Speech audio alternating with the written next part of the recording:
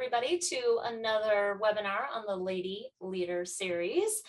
Today we're going to be kind of continuing the whole onboarding discussion of team members, especially with no experience. And we've kind of moved through the process from hiring team members, really being selective in that process. And then we've moved through hiring with no experience for front office, for scheduling coordinator. We've kind of continued to move through different, scenarios with that. And now we're going to move on to hiring dental assistants, potentially also with no experience as well.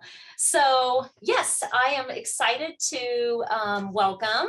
We've got, of course, Ashlee Hirschfeld with us, of course, and then we have got Addison's amazing lead assistant, Nicole, who I'm going to let her introduce herself, and then we've got my lead assistant, Brittany, with us as well. So I'm going to let you two just, quickly introduce yourself, kind of say how long you guys have been in dentistry and how long have you been leading and training. So Nicole, let's start with you.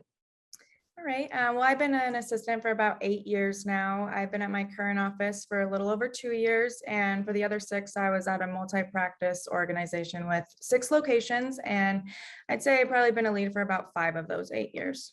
Awesome. Brittany? So I've been in the dental field for about 11 years now. I started as an ortho assistant, and then I came to Castle Peak about 8 years ago. And I've been in the lead position for about 4 years now. Awesome. So we've got some experience here, I think. Ashlee, you always bring lots of wisdom and, and experience with all of this sort of stuff. So you've hired and worked in all of it. So only from the mistakes. Me too. Well, and I actually was a dental assistant before I became a dentist. Oh, nice. So I have like a huge heart for dental assistants because I'm like, it's such a hard job that people just don't even recognize. So I love training up dental assistants. I love everything about dental assisting. So, well, what I want to start with is whether it be doctors who are listening or potential trainers, team members who are listening, you guys have seen what can really set you up for success when you're getting ready to start training a dental assistant. So I am going to start with you, Nicole. What are some of the baseline ingredients that you've now figured out have to be there for you to successfully start training a dental assistant? Yeah, the biggest thing for me in our office is to make sure the assistant is familiar with how important our culture is in our office. This is something that we really heavily emphasize throughout our multiple step interview process. Our core values are posted with the job ad itself, and we also send like an initial onboarding email after the person is hired that goes over our core values and our mission statement in more detail. We also have a universal onboarding document that we created that just kind of has an overview of our cadence of accountability, which includes the morning huddle, bi-weekly growth meetings, and monthly reviews, and what are expected at each. The onboarding document also has links to employee manual, documents on how to clock in, open dental links, and open dental training videos to kind of get them started. So before I even see them, they have links to all of this information. Yeah, awesome. Yeah. Brittany, I think it's probably going to be. Yeah, it's pretty similar in our office too. We have a universal trainer who, when they come in, they do go through kind of, all the documents, all the online videos, training that we have, really pretty similar to Nicole, the core values, kind of what we strive, our why, kind of our mission in our office. And then when they do come to me, just making sure we set aside that time. It's on a slower day. They go through everything with our universal trainer first. And, by the time they get to me, I have their training plan and everything they need to really be ready and set up for success. Well, and if everybody's curious right now, that's one part that I forgot, Ash, to actually say that was part of this series as well. As I know, we use a universal trainer in between from the hiring process before they go to a department head, whether it be a hygienist or a TC or whatever. We do have them start with the same universal training, no matter what position they hold, including doctors. So if you are curious more as to what kind of Nicole and Brittany are talking about, you can go back and find that webinar that was done on the Lady Leader series a couple months ago, I think. But I think what I'm hearing from both of you, kind of step one, even to set the stage for successful onboarding, is hire well, hire for core values, of course, which I think all of us can attest. Often that is somebody with no dental experience. So hiring, the core value fit first.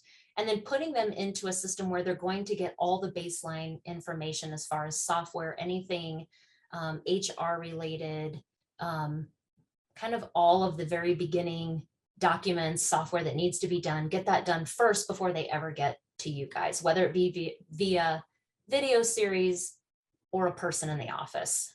Start them on a slower day, or potentially a day where there's going to be just true dedication to just that person, is what I'm hearing. Anything else, Ashlee, that you can think of?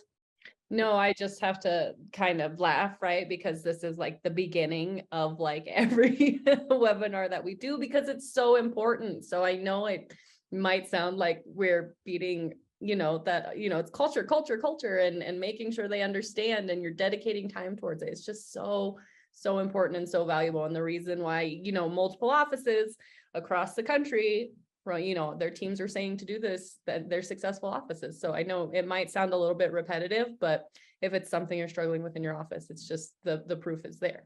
Yeah. Yeah. Hiring out of desperation and a wrong fit. Golly, it's just like, it just gets more and more costly. It never works out well. Yeah, it just doesn't. So, okay. So kind of moving on then. So you guys kind of have set the foundation. They're set up well, kind of in the very beginning with all the universal training, the HR, the documents, things like that. They know where to park, they know what to wear, they know all of that good stuff. They know where their locker is, they know when meetings are. Now you're ready for the two of you to kind of sit and start training them. So I want you guys to go over, for doctors who maybe don't know, do we kind of just throw them into shadowing? What do you guys do in the first week, second week? What does this look like? And Nicole, I'll start with you. So if it's a new to dental assistant, we usually have them watch like the dental 101 video, so they can start just learning the basics of dentistry. There's so much to learn, obviously, but this video is about 3 hours of training. We also have them start training on the open dental if they haven't already done so, making sure that they get a feel for that software. And then we will start having them just shadow me around the office, just so that I'll be able to teach them about each procedure and setup, as well as sterilization, which is probably first and foremost. We've also created help documents that list and picture each setup that they might need throughout the day for reference, so they can study these as they're learning, and then also use them as a checklist of sorts for when they eventually start assisting on their own. Yeah. Okay. So you start with, you said, the very first thing you have them start with from the minute they begin with you is sterile line, you said, and getting that down pat. And then what was the other one? Did you say, Nicole? Just setups and procedures, just the basics of what we're looking at in the next coming weeks. Okay. And dental 101, you said. Yeah, Oh yeah, that's what I was gonna say. I was like, I gotta give a shout out. She called out our dental 101 front office academy, guys. Like, that's the reason we created that course, is so that it can save you so much time. So if you're not front office academy member, or if you're DSN member and you're not utilizing front office academy, just save your team the time and energy and have them watch those videos. Perfect. Yeah.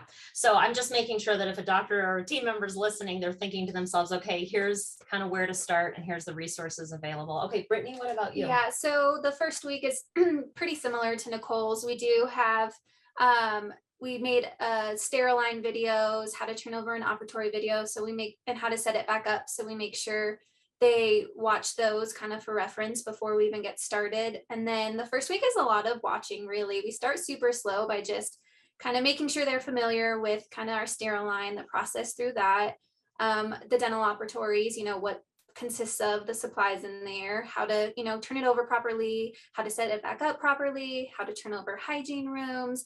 It's really a slow process, just because we want to make sure they get the basics down more than anything. And then we also have procedure checklists and photos that once they are going to start setting up for fillings, we start there first and foremost before jumping into any other procedures.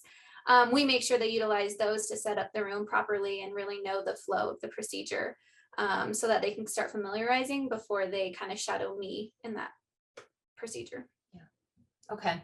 So it sounds like you guys are both pretty similar, starting with sterile. You guys both do tend to use some online resources. We have some of our own, and then I have a dental assisting school, so we tend to use a lot of those resources as well.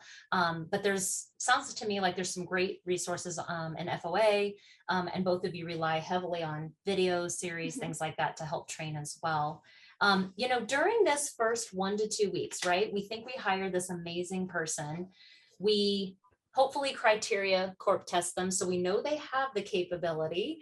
We know that they seem to be a great core value, but during this first 1 to 2 weeks, what are you guys looking for as you're trying to kind of indoctrinate them into the culture and kind of see where their capabilities are? What are you looking for? Either one of you. As far as attitude for me, whether it be a new or trained assistant, the biggest thing I'm looking for is motivation. Are they motivated and eager to learn? Are they willing to help each team member where they're needed? And how do they react with the fast pace of our office? Because it's busy. And so, it's a daunting task sometimes, but if a new assistant is willing to jump in and give it a go, that's really what I'm looking for. Of course, no one's going to do everything perfect the first time, but the thing I look out for is their reaction to either a challenge or even a failure. Yeah. Yeah, pretty similar in our office. Someone excited to learn and kind of just jump in, initiative, willing to ask questions when they don't understand something, because I think that's huge too. And do they implement when they do learn something? Are they, ready to start jumping in and trying right away? How they do with other team members, giving them feedback when they do something wrong. Someone who's just open to kind of taking that feedback. Yeah, absolutely. Well, and I think we can all attest, and Ash, I'm going to let you jump in.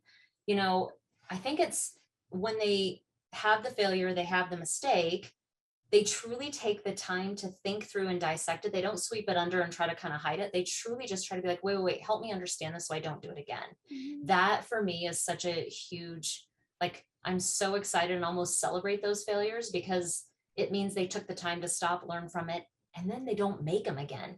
I get worried when they keep making the same mistakes over and over and over. Because then I get nervous. Is it me? Is it how I'm teaching? But Ashlee, what do you look out for, in scenarios of that nature? Yeah. So when even kind of back to the hiring portion, one of the questions I ask, I always say it has to do with one of my favorite books, which is called The Ideal Team Player. And in that book, they describe the ideal team player as being hungry, humble, and smart. So I think even in those moments of teaching, you're looking for them, to show humility and hey, I messed up, but they're hungry. They want to fix it. And then they're smart enough to learn it, look for solutions. Because sometimes it's a little tweak of things here. It's not always, black and white. Having all the systems in place is crucial, but sometimes you do have to think outside the box, and you do want them to be smart. And even when that's, the way they refer to it, an ideal team player is reading the room. They know how to read the patient's energy. They know how to read the doctor's energy and be emotionally intelligent. So, those are the kind of things that as you're teaching someone too, you want them to express those qualities.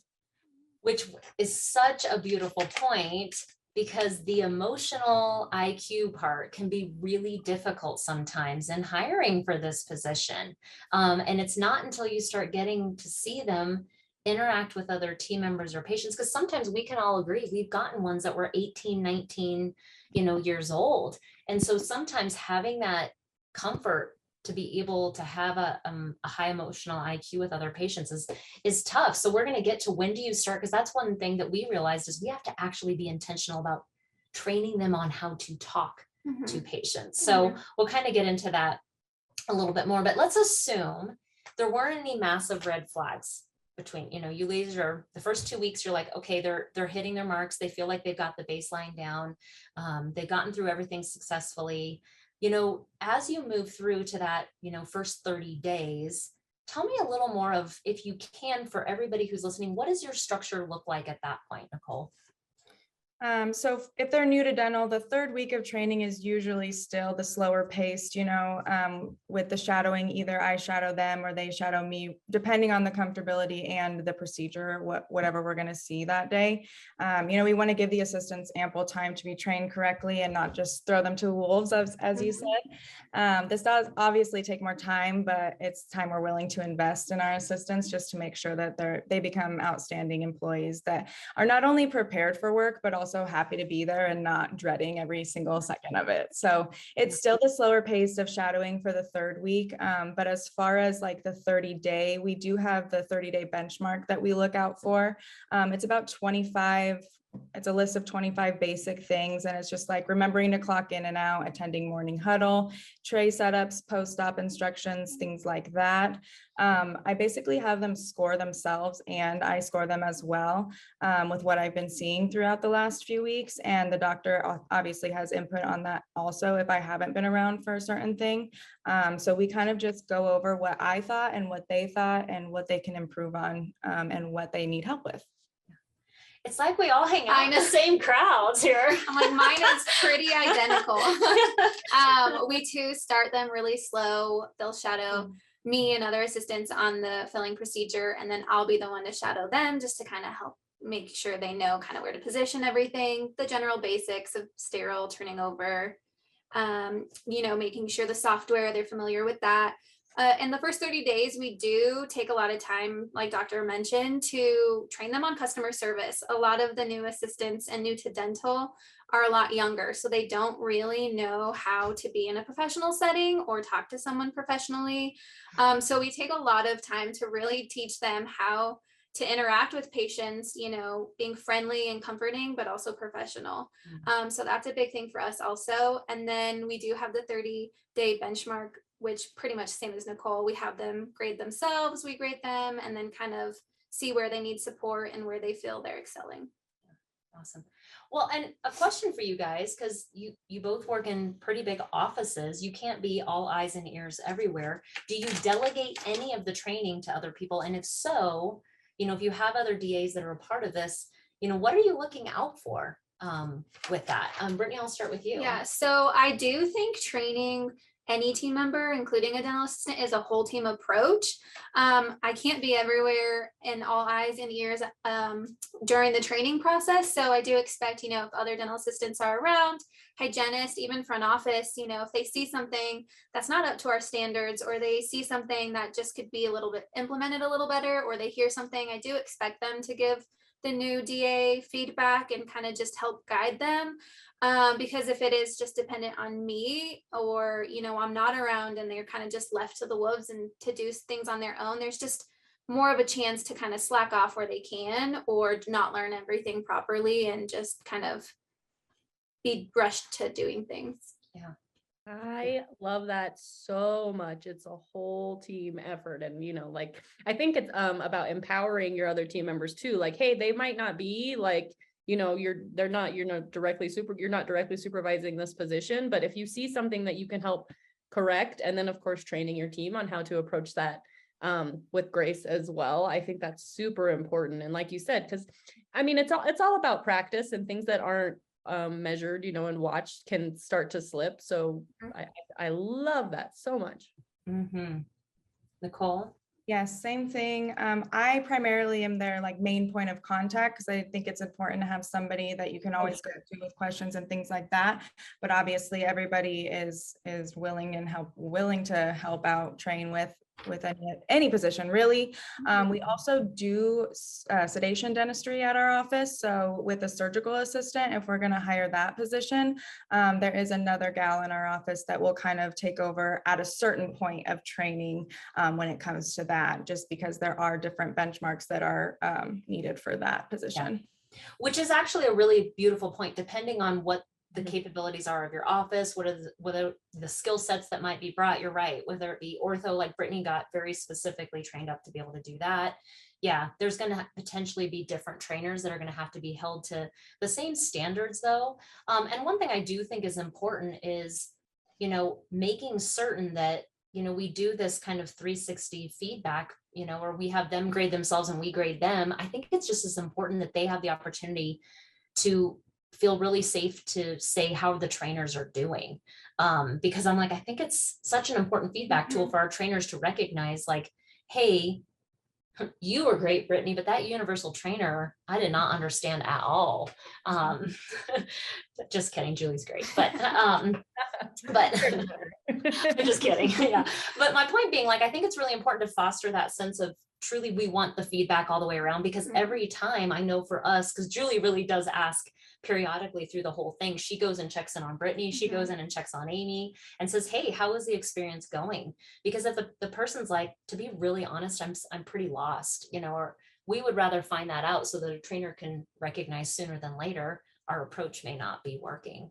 And I'm sure that that goes for the doctors too. We were literally right before we got on talking about, because we have multiple doctors, the doctors need to be in on what the training, what training is happening and what is going on. And so we were saying that's something we even attest we could be better at, is making sure that all the doctors know, hey, you're going to be working with Randy, our new assistant. She's on 30 days and this is what we're expecting of her, you know, because we found that sometimes they'll try to throw them in a little bit too much, or they'll, you know, they get a little stressed out, some of these new assistants, and it's our lack of preparing all the doctors, I think. So do you, either of you have any feedback on that or thoughts on that with multiple doctors?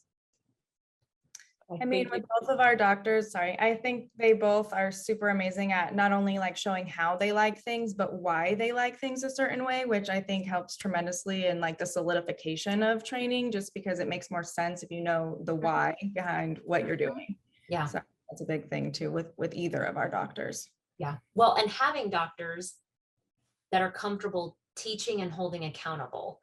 We've seen some younger doctors before and older doctors who sometimes, it's funny, doctors can be people pleasers too, and they don't want to expect high levels, or they'll just brush it under. And we have found how quickly that can snowball to where, you know, the procedure is taking longer, or the assistant's having to get up out of the room, all because they didn't nip it in the bud, you know, sooner than later. So yeah, that's something I know we've been needing to probably get better at for sure. But as you guys move beyond that 30 days, you're still obviously seeing all the same things culture fit wise. You know, is there anything past that point benchmark wise that becomes really important? Because we all know that, you know, that 90-day probationary period, once we get past that, it gets more difficult from an HR standpoint to do things. So we have to be really intentional, incredibly intentional in that first 60 days, especially. So tell me, you know, as you move into that 60, 90, Nicole, you know, what are you looking for here? So yeah, we do have 60-day benchmark and 90-day benchmark. The 60 days are mostly consisting of being able to efficiently perform all the 30-day tasks without being supervised. So with the 30 days, it's not just a free-for-all sink or swim kind of thing. Those are all still being kind of monitored. But with the 60-day, it's like you should be able to do all of these things in addition to, you know, more specific lab duties, completing notes efficiently without any supervision at this point. Our 90-day just kind of builds on that. After that, it's just more of our weekly, monthly maintenance tasks that are completed at a timely manner. And at this point, assistants should be able to be presenting treatment plans and making sure things are getting billed out correctly. It just kind of builds on their knowledge as they continue to learn throughout the office. Real quick, I'm going to ask you a question. You know, as you're moving into 90 days, with the number of assistants that you have, do you put each assistant into a specific role, say lab case manager, Invisalign case manager, equipment manager? How do you, with all the duties, if you have in-house lab, anything like that, how do you then disperse those different duties? And at what point do you do that? At this point, we don't disperse the duties. Everybody has an end of day checklist, which most of these things are on. So if I'm not checking them, you're checking them. Everybody should be checking the same exact thing. So if it's not done, something's wrong in the system. So basically everybody is in accountability for that. So at this point, we don't disperse. We have 4 assistants right now. Obviously we are going to be continuing to grow. So that is something to think about in the future once it gets a little more chaotic. Yeah.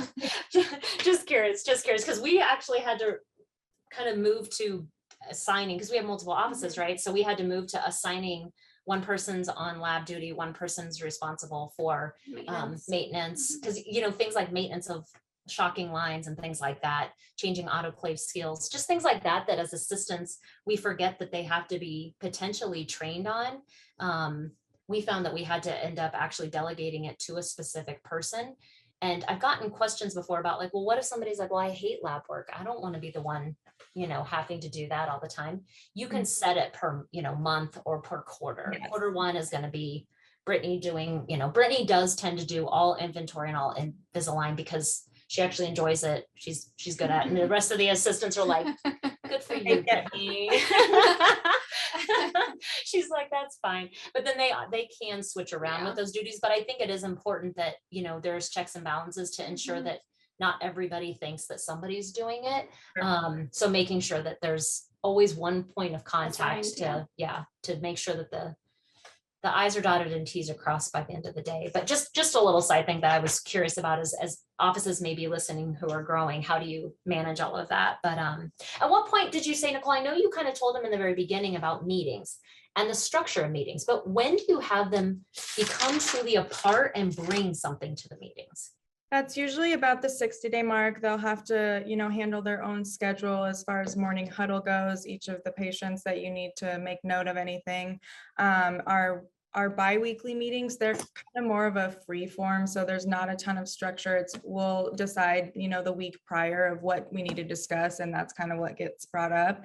Obviously at any time though, we're open to any ideas. We're not thinking that we have it all figured out at this point. So yeah, if they have great fresh ideas, bring them.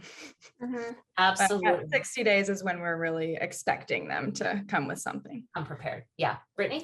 So yeah, kind of similar. We do have our once a week we have our accountability meetings. So we do have the new DA come to those right away, just so they can kind of get a feel for what we're doing. It's a calibration for the whole team, kind of start listening to how we structure those.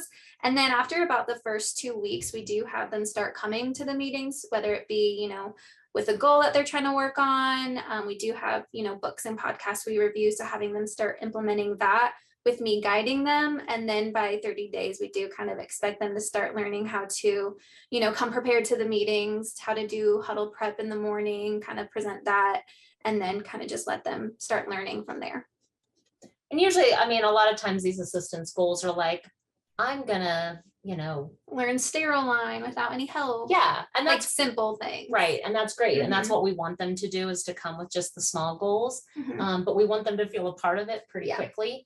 And feel like they're accomplishing something with the rest of everybody else. But yeah, so tell me though, you know, at this point, hopefully nothing's been brushed under the rug, but let's pretend there's a few little characteristics, Ashlee, that are like, I noticed it at 30 days. It's starting to get a little bit worse at about, you know, 60 to 90. What are the ones, Ash, that you've seen that you're like, this is time to cut bait? Ooh, like cut bait, like get out. I don't know. Well, so like I haven't or test the bait. I don't know. Well, I mean, like, I guess, do you mean like fire someone at 30 days? Or after, if you've started to notice something, what are some particular, like mine is being consistently late over and over is one that I just don't have much tolerance for. Yes. After so many points. So.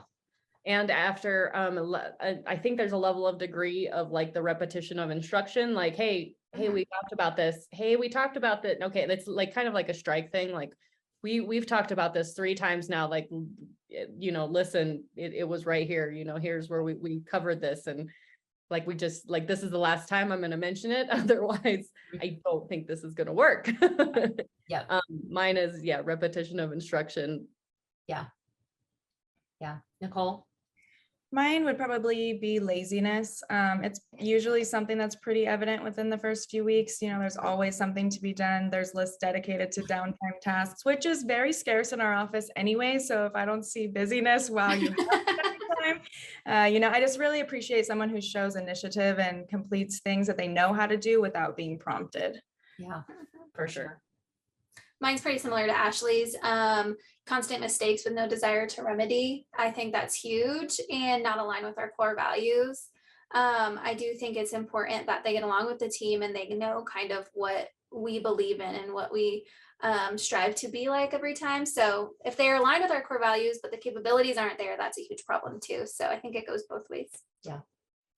The other one is for me, and everybody knows, because we really do have a video that goes over commission, omission, which envelops all of what we've just discussed, but gossip, pot stirring behind the scenes is one that everybody knows, like I will just be like, shoot, we just can't do it. You know, we do allow like, hey, because often people come into an environment where they don't do it.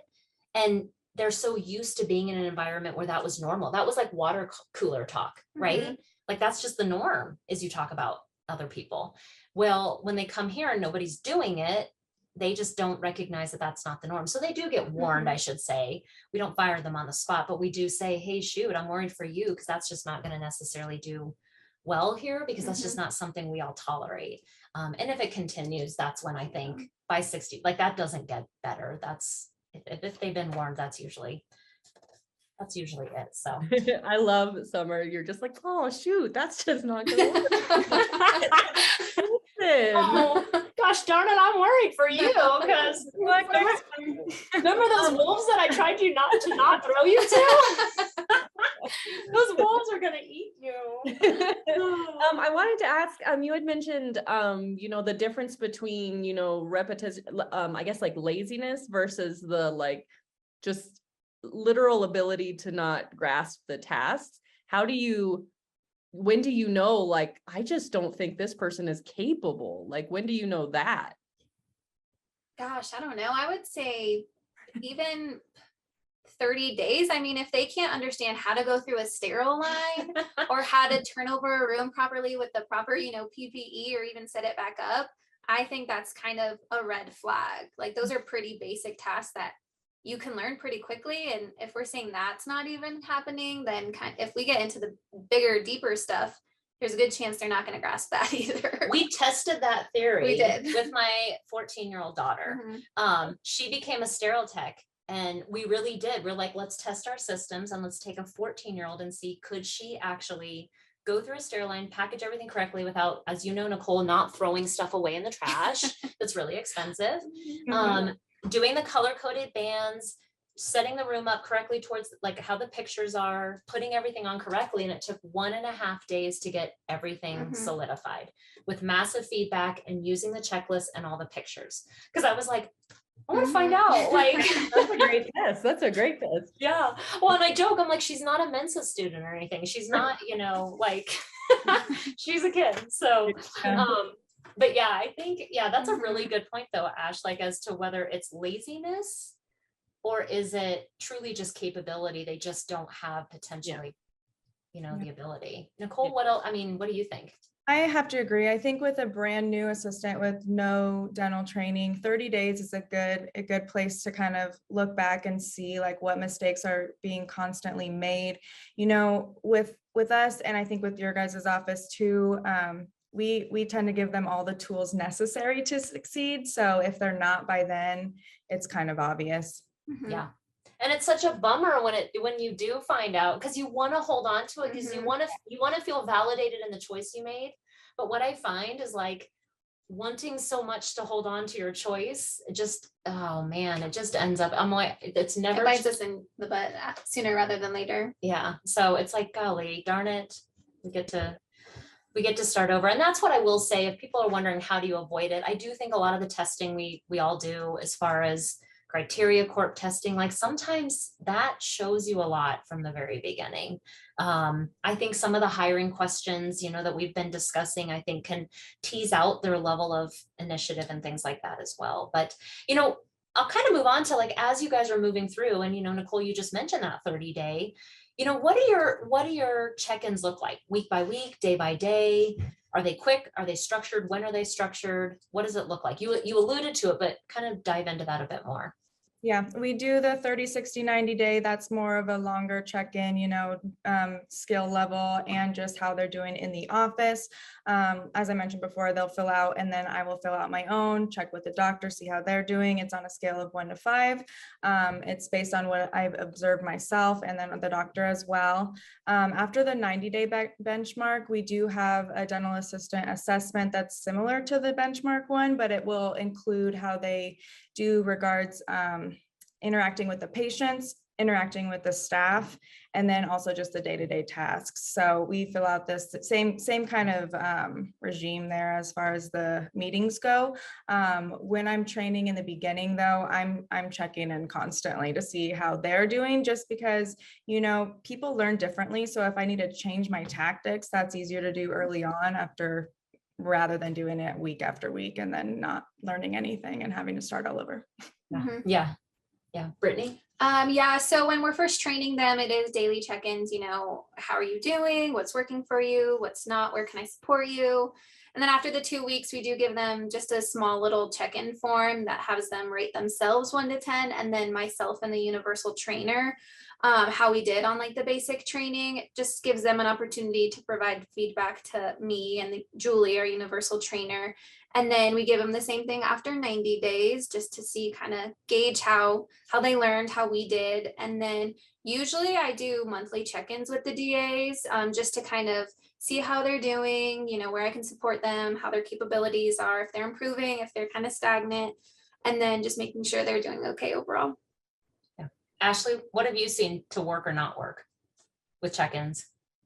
I mean, I think that's I loved what Nicole mentioned too about changing tactics because people learn differently. I mean, so obviously the majority of my training now is not within the dental office space. However, and a lot of our dental success team is virtual. So there's a lot of reading of things. There's a lot of videos. Sometimes, we have training videos, we have pictures, but sometimes it's written out. Like, it just depends. And if sometimes things aren't just processing in one way, sometimes you just got to reword it, or, hey, let's hop on a Zoom call so you can ask me questions as you're doing it, or, and I think that translates to kind of whatever they're doing. Do you want to watch me do it? And then I'll watch you do it, kind of different ways to structure if someone's not getting it the first time. It's kind of. Yeah. Well, and one thing I have noticed, I don't know about you guys, is like, once we've all been together for a while, like, we have our own vernacular. We kind of all see things the same way. Sometimes these new people come in, and I've watched it happen where there will be something brought forth, a concern. And what's funny is how Brittany and Debbie read it is completely different than, say, how this new person read it. They just truly didn't even see it like that person. It was like apples, oranges. And it was almost like this frustration level, but I was like, it was a complete disconnect.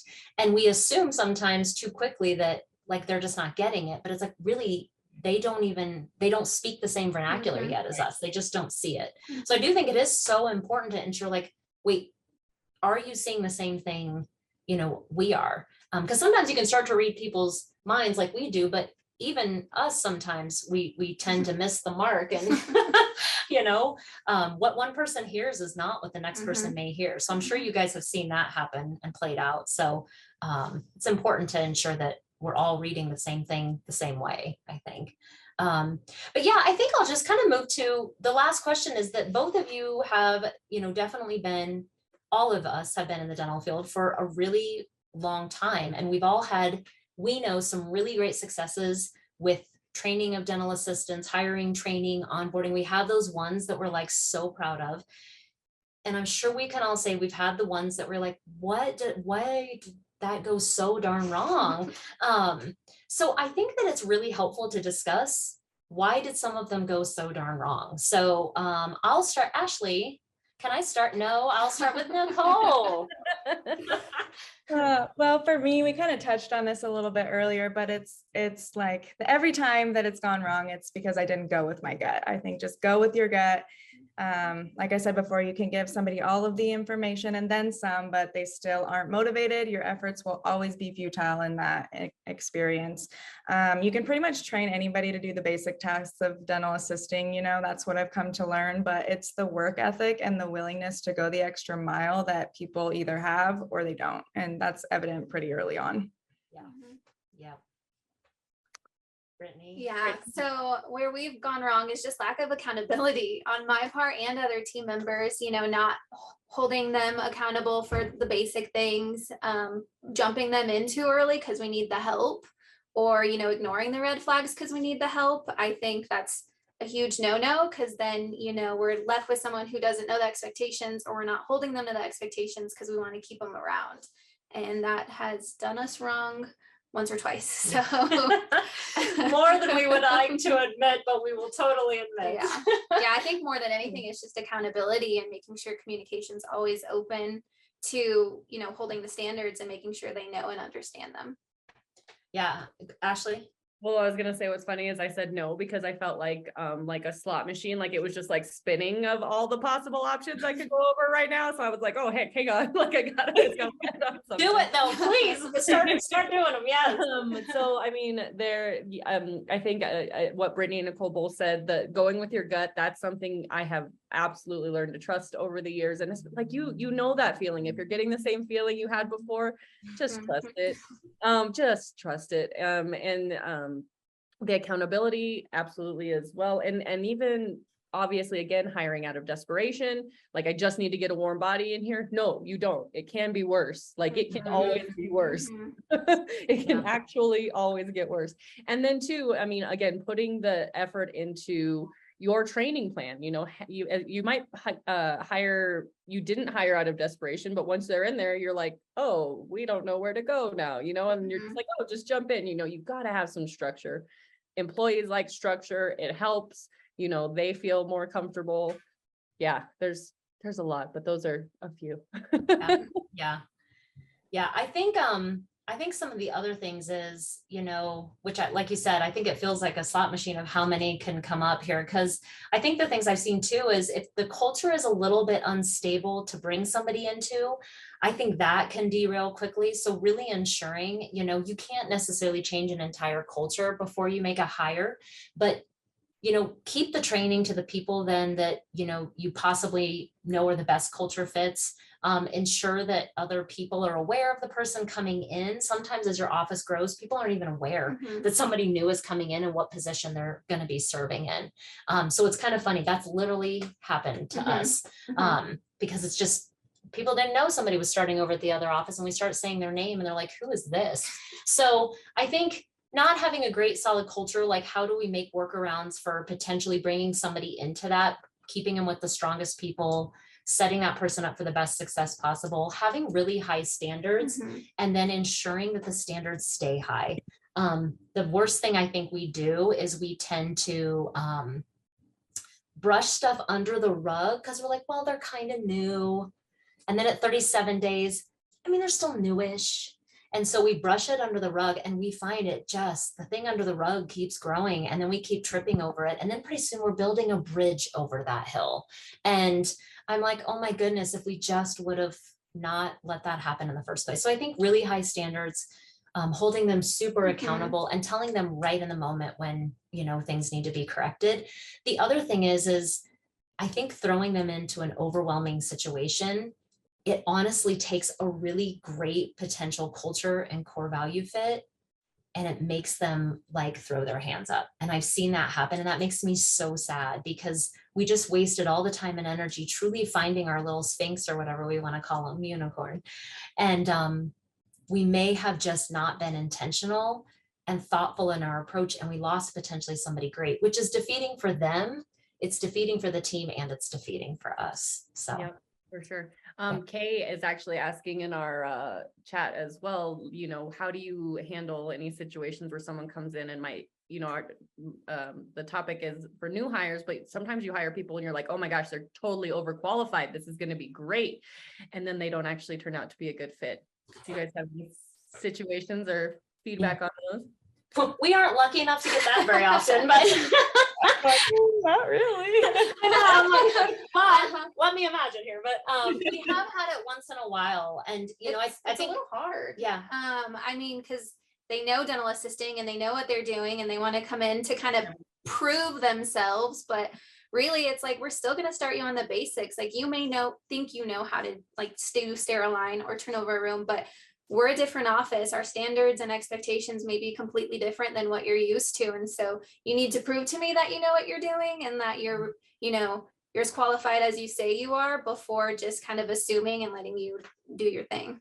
Yep. Oh, I love that. That's I do executive assistant training as well. And part of what I do is I help people find executive assistants. And sometimes those executive assistants are super qualified and they don't necessarily need a ton of my training. But how I always preface the training is, listen, you might know it. I'm going to go through it. There might be a nugget that is still super helpful for you because, and I hope too, if there's something that you can share, update us, maybe we can update our system. Definitely. And maybe there's something you can show me. I don't claim to be the only expert in it. But I think maybe allowing them to share, but also be like, this is a two-way road. You can share with me if you're open to our ways of doing things as well. Yeah, definitely. And I think that's the big indicator when you're hiring somebody who's overqualified is humility.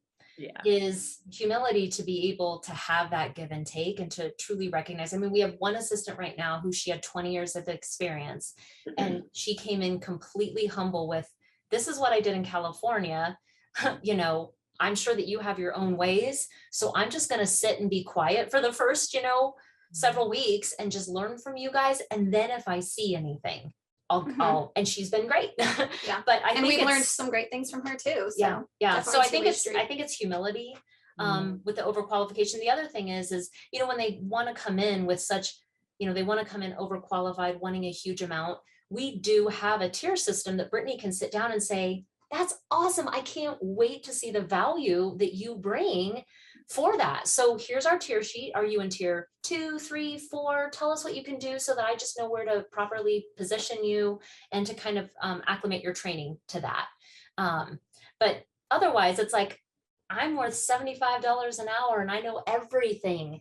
Of course they may in some offices know everything, but it's amazing what an assistant does in one office. Aaron Nicholas and I were just talking about this.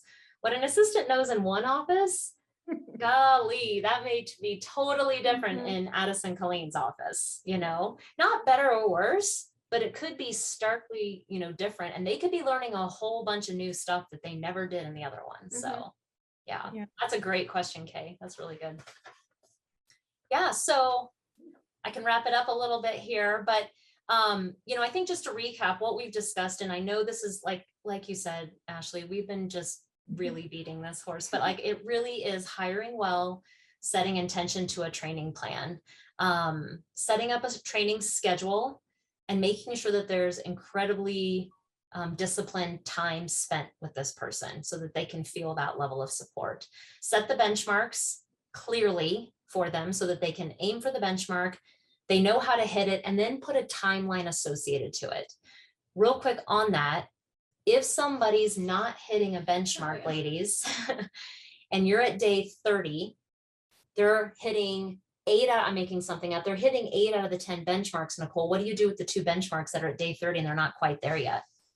I mean, we just focus more on what do you need? What can I provide you with to help you accomplish these things that we're lacking? Or is there some miscommunication that you're not understanding the expectations? And then Brittany, you too? Yeah, so if they're not hitting the 30-day benchmarks, then we usually kind of backtrack, pinpoint the ones that they're struggling with, see how we can kind of change resources, communication, kind of how to support them a little bit more. But we do put it on like a 2-week timeline. And by 2 weeks, we do expect them to kind of have a better grasp on it and be hitting that pretty consistently before even moving on to 60 days. Okay.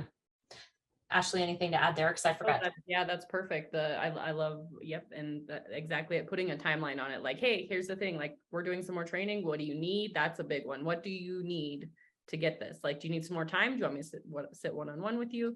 And then the timeline, like we have to see this improved in 2 weeks. We have to. Yep. Okay. And then we all kind of discussed looking out for things that are positive, that really give us a good feeling for moving them forward. And we all discussed the red flags that we all know just don't tend to get better. They just tend to get worse. Make sure that you're structuring some feedback times. Yes, daily check-ins, yes, weekly check-ins, but true structured feedback for them to be able to kind of give feedback to the trainers, but then also for them to rate themselves. There's nothing worse than finding out they think they're a 5, you guys think they're a 2. So really good to find that out earlier than later. And then, yeah, I think it's an incredibly important thing. And Nicole, you alluded to this, but ensuring that even after the 90 days, it's not like hands off, great job, you're good. It's continually auditing them. You do it monthly. I think, Nicole, you said you do it pretty often as well, but making sure all the DAs are staying calibrated, that everybody's kind of growing in their levels of capability and that the standards are consistently being held. So anything that I left out that you guys want to add to that for successful onboarding of a new DA likely? If you're lucky enough to get the overqualified, or maybe not like, I don't know. But well, thank you, ladies. As always, thank you so very much. You guys are repeat on the webinar. So thank you guys for taking your time. I know just the amount of work you put into kind of getting ready for things and everything you guys do in the offices. You guys really are like the glue that helps hold that whole clinical office, you know, together. So thank you for your time today. I really am appreciative. And Ashlee, as always, just my favorite. I love getting to hang with you, even in Zoom. So thank you so much. Of course. Thank you, ladies. Brittany, Nicole, you guys are wonderful. Like she said, I know. Thank you for taking your time. Being a DA is a exhausting job, to be totally honest. So thank you for taking time out of your schedules. So thank you for having us. Yeah, thanks for having us. Stay tuned. We may ask you back. Be careful. Yes. Well, and one thing, oh, by the way, hey, oh yeah, you know I will. I'll just give you some time. That's all.